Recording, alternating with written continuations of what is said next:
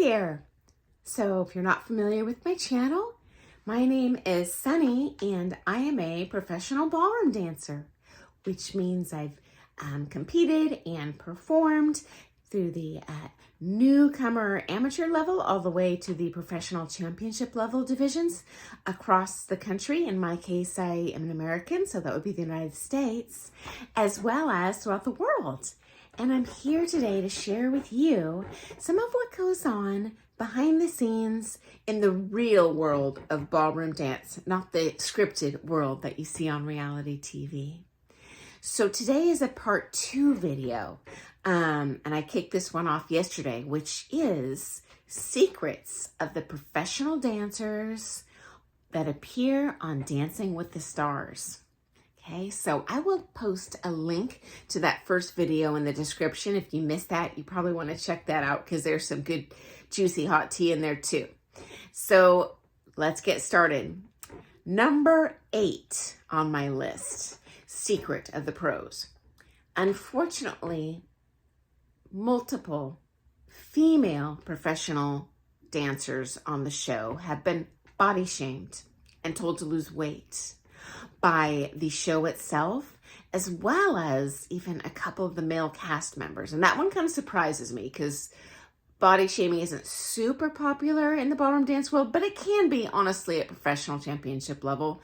And perhaps rightfully so at that point. You are legitimately full-time an athlete, so there would be expectations of your physical abilities, and appearance can be judged off that. So anyway, unfortunately, sadly, this has resulted in some of the lady dancers developing, for the first time in their lives, eating disorders while appearing on this show.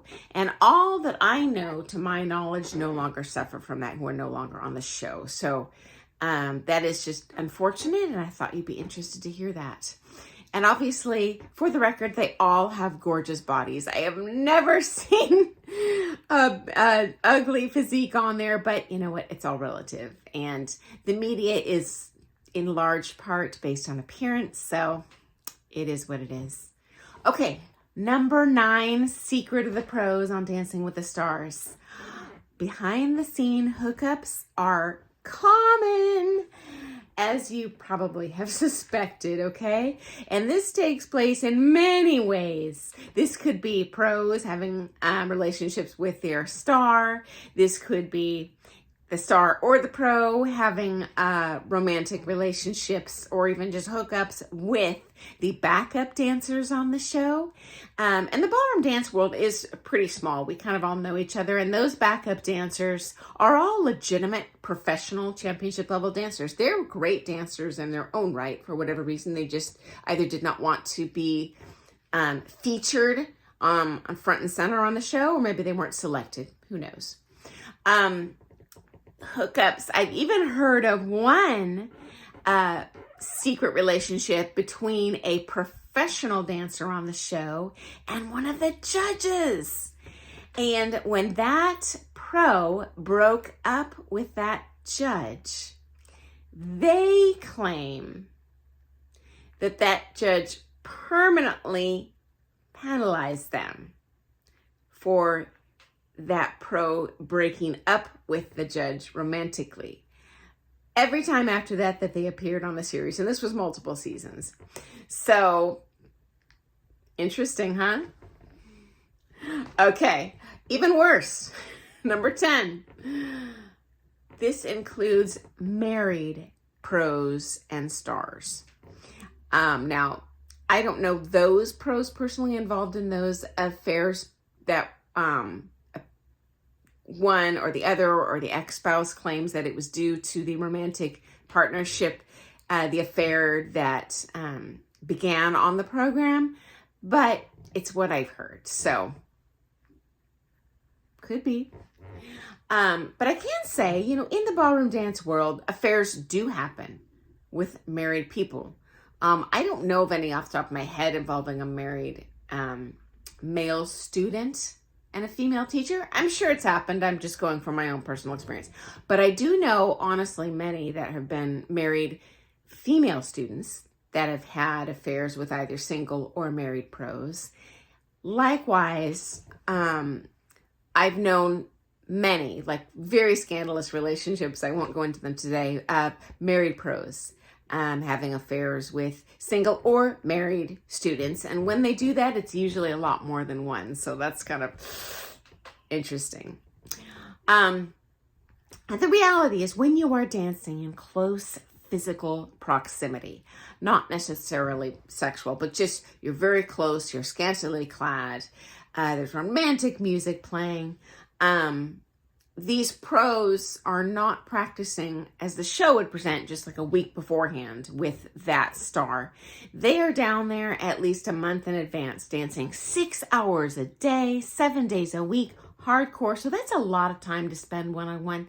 And my theory is that romance, first of all, is often based on proximity, just spending a ton of time with someone, especially alone when the partner, romantic partner, is nowhere to be found.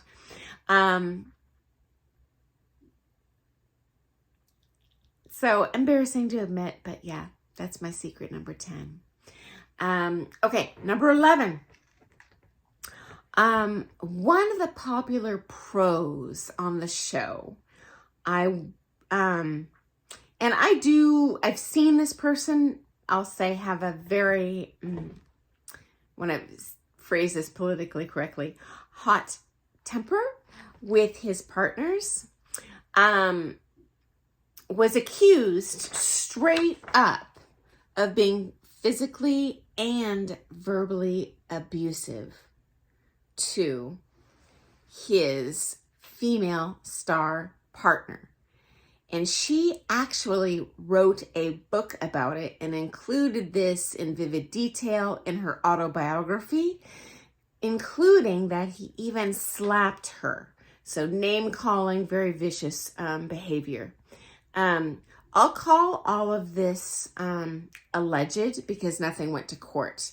But that's definitely an interesting behind the scenes secret. So sometimes the pros, most of them are wonderful people, but some can be, frankly, full of themselves and aggressive. And naturally, as competitors, we want to do the best. So I imagine he's just very frustrated when his partners aren't perfect. But hey, none of us are perfect. And again, that's a rare minority, but that is specifically a secret on the pros on Dancing with the Stars, okay? Okay, next up, secret number 12 for Dancing with the Stars professionals.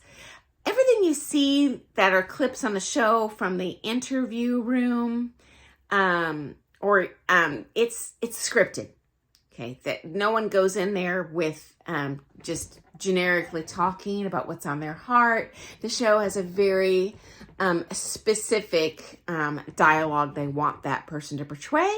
And, you know, when you sign up, it's an ironclad contract. It's not about reality. It's whatever the show wants to portray, including about you or your personality or your dancing. You really are powerless there. Which in my opinion is part of the reason not a lot of people, including me, are real keen to jump on TV, especially reality TV. And I think if it were regular TV, the viewers would recognize, oh, this is scripted. But I think there can be an illusion of reality when you are looking at reality TV. So that's kind of a behind the scenes secret. Okay, another secret. There are many dramatic moments on the program that are 100% manufactured, okay? Now, if it's an emotional event, it's possible something small occurred. It's possible it was completely made up by the show. It's possible this is hyperbole and some little event happened and they're like, hey, let's reenact this. And you yell at this person, you get in this person's face, you shove them away.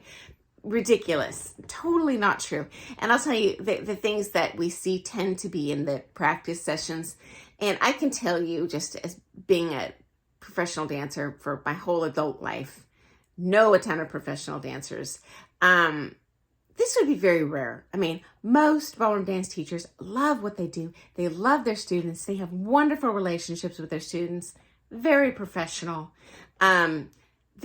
not as nearly as many injuries as you would see on this program. I do have a student a couple months ago. He was not taking with me. It was Latin with another pro in town that got a dislocated patella in their lesson, but I can't personally say I have ever once seen an injury in a lesson. Dancers do hurt themselves, but it tends to be out on the street, you know, falling off the curb or whatever. So that's a bit of an illusion on this show. The fights, the bickering. Now the injuries are real, but they will play them up and they make it look like it was a practice. Although I do suspect these injuries did happen in practices because, in my opinion, these people are dancing too much. It is an athletic activity. It might look like shuffling around the floor.